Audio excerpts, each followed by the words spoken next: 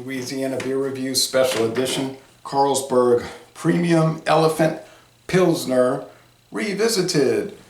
Now, when we used to get this, it would say Carlsberg Elephant Malt Liquor, but now they're calling it Premium Pilsner. Okay, this is a 330 milliliter bottle, 11.2 ounces.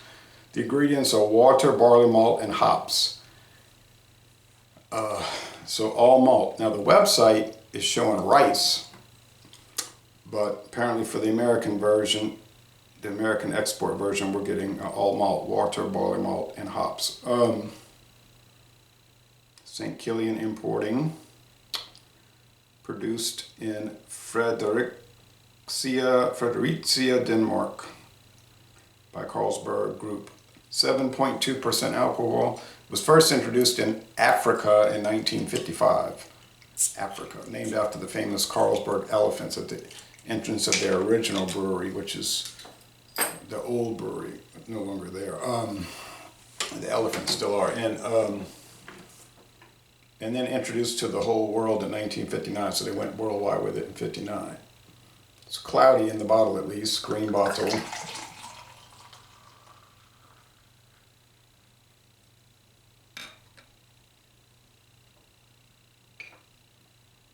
So let's see, it's got a good date on it. Put in a Schmidt beer glass, which we don't get Schmidt in Louisiana.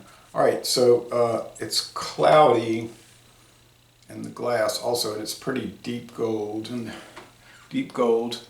hazy, or cloudy if you want to call it that. I guess hazy is a better term. And bubbly. I don't see any sediment. All right.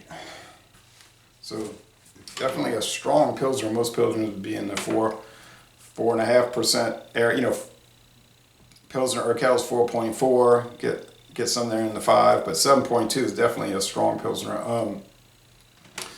In Europe, and I've never seen it in the USA, so I assume it's not sold here, but there is a Carlsberg Super Elephant Super Strong 10.5%. I would like to see the 10.5%, especially in the 500 milliliter can, but I've just never seen it. I've only seen the Carlsberg Pilsner, you know, the original one, which was 5. I think they dropped it to 4.7.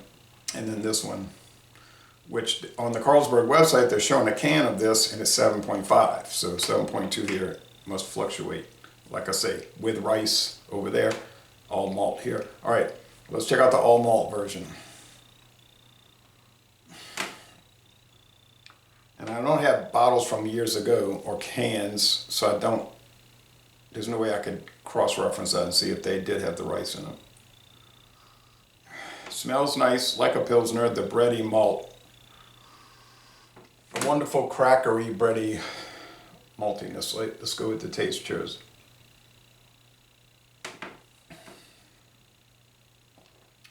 When I first drank it in 2011, I did a review. It was sent to me by Brian.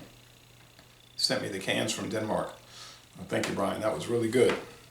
500 milliliter can.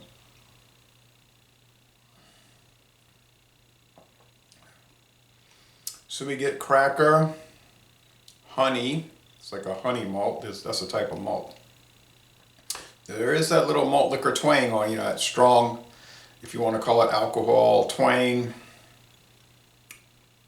A little cloying twang, sort of like you get with Molson Triple Export. Molson Triple X has that. And I believe it is also it's 7.3, so and that has a corn adjunct, certainly corn products adjunct. Brewer's syrup.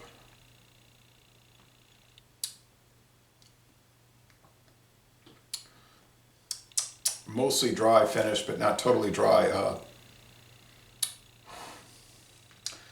So, nice from Boston Bottleneck. If you're used to European Pilsners, whether they're Danish, German, or Czech, and you're drinking the ones, you know, around 5% and whatnot, like Stout or Pyramid, and you drink this one, it's gonna probably throw you. Seem a bit unusual. It says down here in the embossment on the green glass, probably the best beer in the world. Okay, so tasting it, I don't think it's probably the best beer in the world, but certainly enjoyable. I don't see that high alcohol twang, strong Euro lager twang as an impediment or a detractor. Doesn't seem to have enough bitterness units to really qualify as a Pilsner. I'm thinking it's 2 out of 5 hop cones and 3 out of 5 sugar cubes.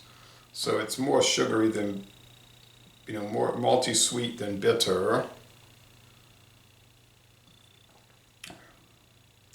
I don't even remember Carlsberg being called a Pilsner when I first started drinking it, but I think it was just called Carlsberg Export or Carlsberg Beer, but whatever. If they're calling it a Pilsner, they're brewers since 1847, so they would know the classification better than me. But then, of course, on the other hand, Miller Brewing Company started in 1855. And they call Miller Lite a fine Pilsner beer, which clearly is not a Pilsner beer by any reasonable assessment.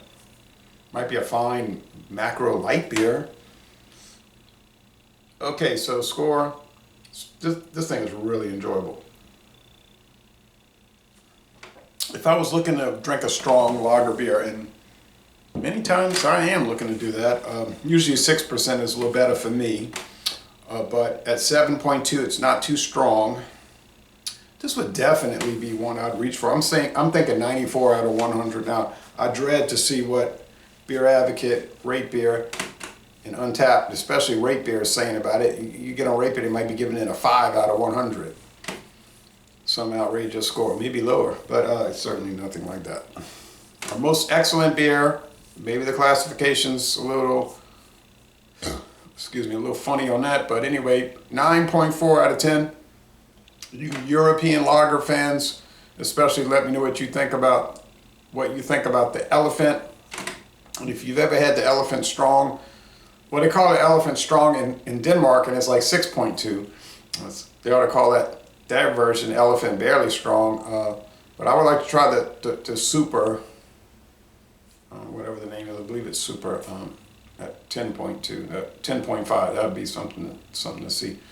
So we're going to end this review by saying, or I'm going to end this review by saying, y'all go to Denmark and take a Carlsberg brewery tour.